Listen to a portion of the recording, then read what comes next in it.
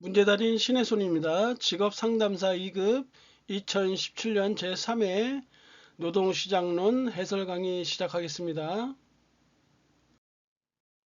61번 가계 생산과 가계 소비에 관한 설명으로 틀린 거 1번에 가계 생산 함수에서는 남편과 아내의 소비에 대한 효용이 결합적으로 도출된다고 가정한다. 가정 내용이니까 그렇게 알아두시고요. 2번에 가계 생산 함수에서는 가족들이 소비하는 재화의 많은 부분은 가족 내에서 생산된다 가정한다. 맞고요. 3번에 기혼 남성의 임금이 오를 경우 시간 집약적 상품의 소비를 줄이게 된다. 맞는 내용이죠. 시간이 많이 들어가는 상품보다는 재화 집약적 상품의 소비를 늘리게 될 거예요. 얘는 줄이고 재화 집약적 상품으로 소비 대체를 하게 된다. 4번에 기혼 여성의 임금이 오를 경우 생산과 소비 양면에서 소득 효과가 아니라 대체 효과가 발생한다. 다시 말해서 기혼 여성의 임금이 오르면 시간 집약적 상품에서 재화 집약적 상품으로 소비 대체가 발생한다는 거예요. 예를 들어서 기혼 여성의 임금이 오른다면 그만큼 근로 시간을 늘리려고 하기 때문에 예를 들어서 시간이 많이 들어가는 반찬을 장만한다기보다도 인스턴트 음식 같은 걸로 대체한다, 이 개념이에요. 그래서 4번이 틀렸어요. 62번 노동의 수요 탄력성이 0.5이고 다른 조건이 일정할 때 임금이 5% 상승한다면 노동의 임금 수요, 노동 수요의 임금 탄력성하면 임금 변화율 분의 노동 수요량의 변화량이잖아요. 그 노동 수요량, 고용량의 변화를 구하는 것이니까 그것을 x라고 한다면 노동의 수요 탄력성이 0.5로 이렇게 나오죠. 이렇게. 그래서 x를 구하면 0.5 곱하기 5에서 2.5% 감소해야죠. 임금이 오르는 것이니까. 그래서 2번이 답으로 나오게 된다. 63번 A는 대형마트에서 주당 20시간 근무하고 있는 파트타임 근로자인데 시간당 임금이 7,000원에서 9,000원으로 이렇게 인상됐대요. 그렇다면 이렇게 임금이 인상됐다면 인상이 돼서 주당 근로시간을 30시간을 늘리기로 했대요. 그렇다면 이런 사례에 해당하는 것은 무엇이냐? 임금이 상승하면서 노동시간을 늘리게 되는 거, 그러면 노동력의 개인 공급 시간을 보면 이 상태죠, 이 상태? 그 이상 오르면은 이렇게 후반 굴절 되겠지만 요까지의 상황이에요. 요까지의 상황은 대체 효과가 소득 효과보다 큰 경우죠. 그래서 대체 효과에 해당되어진다. 64번 임금 물가 악순환설, 지불 능력설, 한계 생산력설 등에 영향을 미친 임금 결정 이론이 무엇이냐면 바로 이게 임금 기금설이에요. 임금 기금설이라는 거는 근로자에게 지불될 임금이 정해져 있다라는 거예요. 임금이 정해져 있어요. 이렇게 임금의 총액이 정해져 있어요. 그래서 만약에 임금을 상승하라고 하면 그 전에 10명 쓰던 거를 임금은 총액은 정해져 있으니까 임금이 상승되면 기존에 예를 들어서 10명 쓰던 거를 5명밖에 못 쓰잖아요. 그래서 이런 고용 이론에 대해서도 영향을 미치고, 첫 번째 고용 이론에 대해서 영향을 미치고, 그리고 임금이 상승하게 되면 임금 물가 악순환설, 임금이 상승되면 물가도 상승되어지니까, 그리고 기업의 지불 능력하고도 관계되어 있죠. 그리고 한계 생산력서라고도 관계가 되어 있다. 임금이 한계 생산력설이라는 건 뭐냐면 임금이 마지막으로 고용된 노동자가 만든 생산물의 양에 따라 결정된다라는 거예요. 임금은 마지막으로 고용된 노동자가 만든 생산물의 양에 따라 결정된다. 이게 한계 생산력설이거든요. 그래서 이런 모든 것에 영향을 미친 거는 임금 기금설이고, 임금 생존비설과 임금 철칙설은 같은 거예요. 그리고 노동가치설은 뭐냐면 자본가가 노동 절약 기계를 도입함으로써 임금 인하를 유도하는 거예요. 노동 절약 기계를 도입함으로써 임금 인하를 유발시킨다. 임금 인하를 유발한다. 이런 게 노동 가치설에 해당되어진다. 정답 4번이고요. 65번 1차 노동시장의 특성 했는데 1차 노동시장이 있으면 2차 노동시장도 있겠죠. 2차 노동시장도 있어요. 이 둘을 합해서 우리는 이중 노동시장론이라고 하고, 이 이중 노동시장론에 대한 것이 2020년도 주관식에 나왔다고 했었어요. 이중 노동시장 이론이다. 이중 노동시장론이요. 그래서 1차 노동시장은 땡큐예요. 완전 좋아요. 고임금, 그리고 고용의 안정성, 그것이야. 승진기회가 평등해. 그거 승진. 이렇게 하면 되고, 거기에 두 개만 합치면 되겠죠. 양호한 근로조건, 그 다음에 합리적인 노무관리, 양호한 근로조건과 합리적인 노무관리. 주관식 시험에도 잘 나오니까 이렇게 1차 노동시장의 특성을 잘 알아두세요. 1차 노동시장, 그거 승진, 거기에 양호한 근로환경과 합리적 노무관리가 이루어진다. 그래서 여기서 3번이 틀렸죠? 66번 노동조합을 다음과 같이 설명한 학자는, 잘 읽어보시면요, 노동조합이란 임금 근로자들의 그들의 근로조건을 유지하고 개선할 목적으로 조직한 영속적 단체이다. 굉장히 좀 순수한 측면이 있어요. 순수한 측면이 이렇게 제시되어 있고, 좀 어떻게 보면 노동조합 조건의 어떤 소박한 면도 나타나 있다고 봐야 되는데, 이거는 바로 시드니 앤 베아트리스 웹이에요. 4번이 해당되어져요. 나머지 사람들은 이게 시험에 몇 차례 나왔었는데 늘 얘만 나와요. 그래 그 정도만 아시면 되고, 예를 들어서 탄넨바움이라 한다면 얘는 노동조합이 설치 목적이요, 기계 도입을 규제할 목적으로 설립되어 있다고 봐요. 기계 도입 규제 목적으로. 이렇게 브렌타너는 이 근로자들이 굉장히 불리한 처지에 있기 때문에 자신의 위치를 개선시키기 위해서 노동조합을 설립했다, 이렇게 보는 것들인데 늘 답은 이쪽으로 나오고 있다.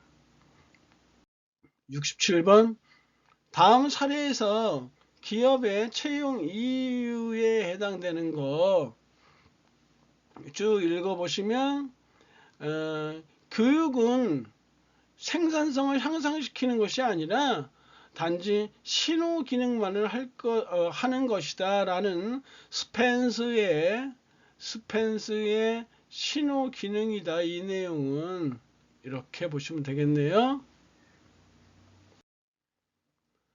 68번 경쟁 노동시장 경제 모형의 가정으로 틀린 거, 이것도 여러 차례 했었죠. 주관식 대비해서도 많이 해야 돼요. 경쟁 노동시장 신고전학파의 주장이라고 했어요.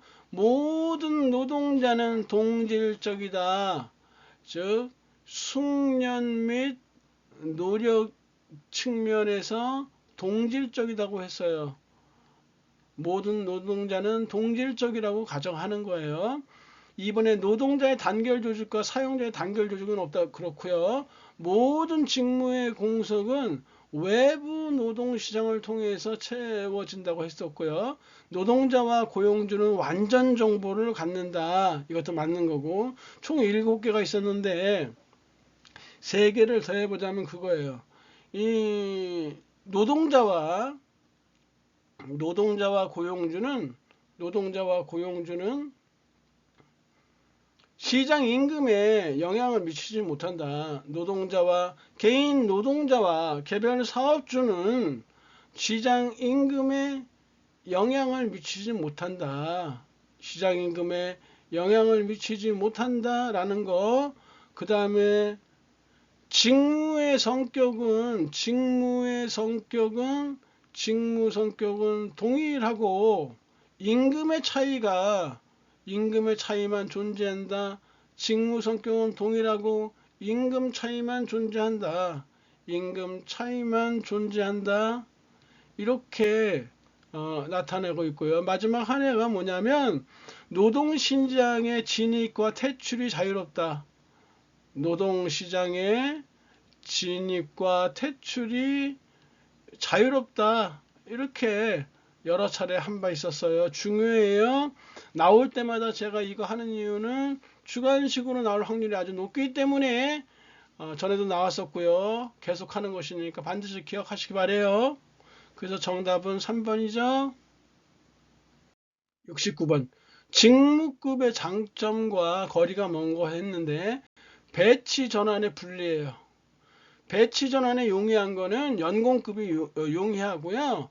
배치 전환에 직무급은 불리하다. 왜냐하면 직무급 중에서 임금이 낮은 쪽으로 낮은 쪽이 있는데 낮은 직무급으로 배치 전환이 되면은 저항이 만만치 않을 거잖아요. 그래서 직무급은 배치 전환에 불리하다. 70번. 힉스의 단체 교섭 이론에 관한 설명으로 틀린 거 했는데 힉스 이론에 대해서 여러 차례 했었죠. 힉스 이렇게 하면 이렇게 여기가 임금률이죠. 임금률이고 여기가 파업 기간이에요. 파업 기간인데 사용자의 양보 곡선은 시간이 갈수록 임금이 이렇게 상승하겠죠. 그리고 노동자의 저항 곡선은 처음에는 임금이 높다가 시간이 가면서 이렇게 좀 떨어지겠죠. 이 두 점이 만나는 데서 임금이 결정이 되어지고 그리고 파업 기간이 결정되어진다. 이렇게 파업 기간이 결정되어진다. 이렇게 했었어요. 그래서 1번에 파업 기간이 길어질수록 사용자가 지불하려는 임금 수준은 높아지겠죠, 사용자. 그 다음에 파업 기간이 길어서 노조가 요구하는 임금 수준은 낮아지겠죠, 이렇게 낮아지겠죠, 이렇게 맞고요. 3번에 노동조합의 요구 임금과 사용자 측의 제의 임금이 바로 파업 기간의 함수이다. 맞는 거죠. 4번에 파업이 발생하기 이전이 아니죠. 파업 발생하기 이후의 교섭 과정을 설명하는 이론이다. 그래서 힉스의 단체 교섭 이론이 비판받는 이유 중에 하나가 파업이 개시된 이후, 파업 개시 이전에 대한 게 아니라 이후에 사정을 설명하려는 이론이기 때문에 그런 비판을 받아요. 71번. 최저임금제도의 기대 효과로 가장 거리가 먼 거 했는데 이것도 주관식에 여러 차례 나와서 제가 그런 얘기 했었죠. 최저임금을 받는 손오공은 어디 살까요? 최저임금 받는 손오공은 어디 살까요? 아파트 아니 펜션 아니 경기산에 산다. 이렇게 했었죠. 소득 분배의 개선, 노동력의 질적 향상, 공정 경쟁의 확보, 경기 활성화의 기여, 기업의 근대화 및 산업 구조의 고도화 촉진, 그 다음에 산업 평화의 유지, 하나가 더 있긴 해요. 복지국가의 실현. 이 6개만 하면 주관식은 문제 없잖아요.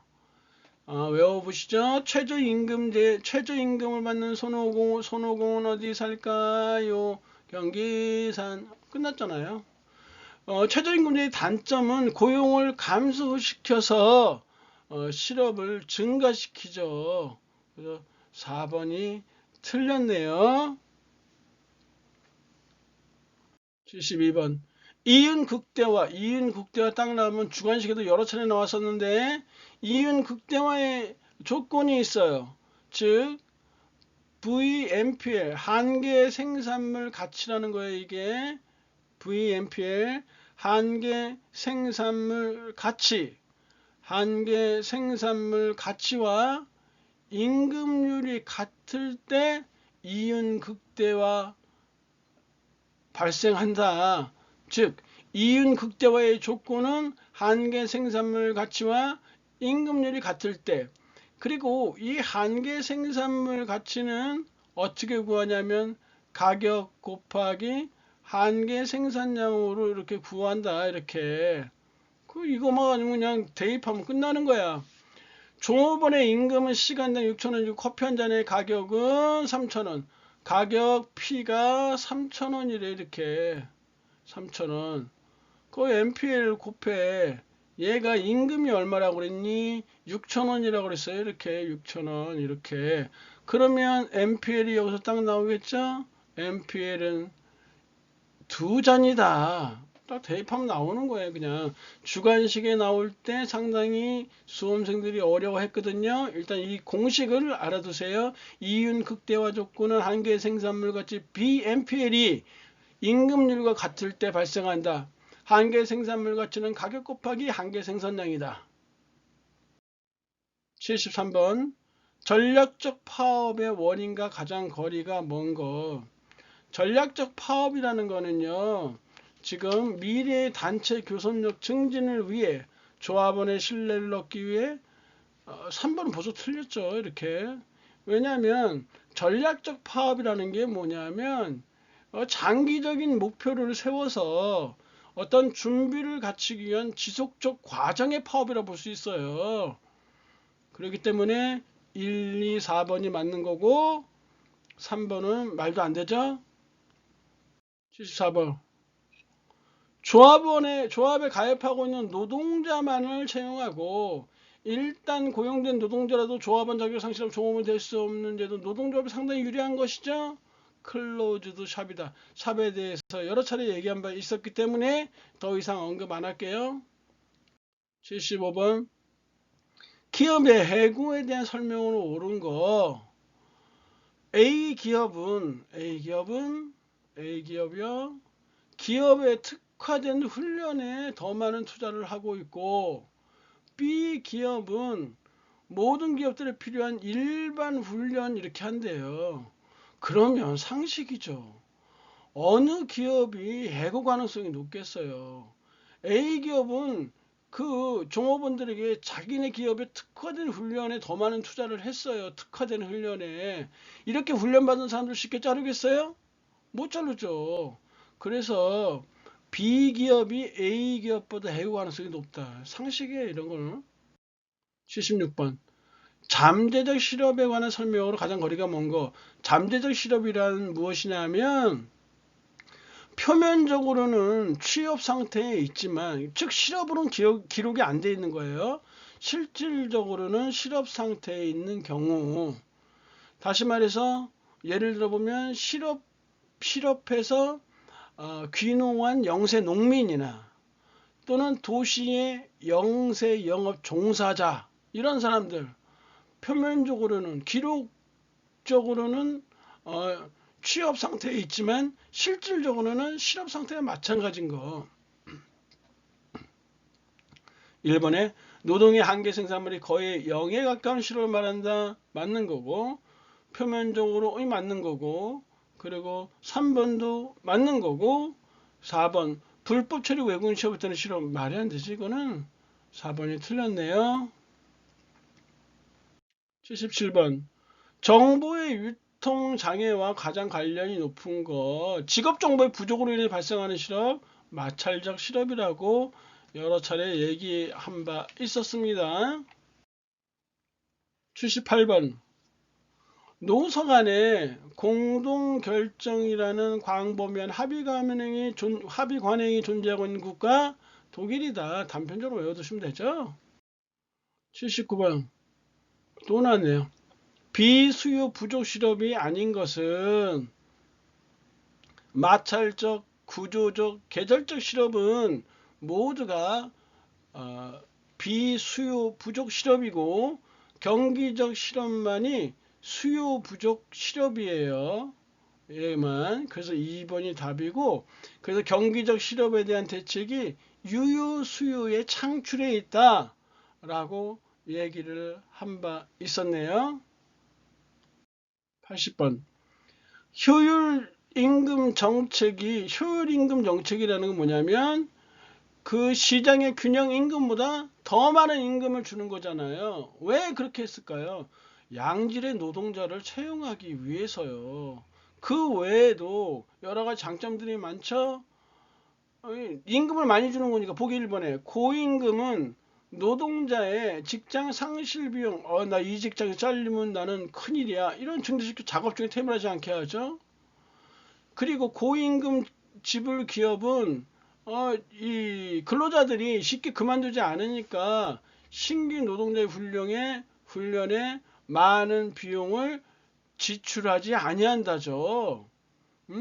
그래서 2번이 틀렸네요. 3번에 고임금은 노동자의 기업에 대한 충성심과 기속감을 증대시킨다. 나 S그룹에 다녀. 이런 거죠. 그리고 4번도 맞는 거고 2번이 틀렸네요.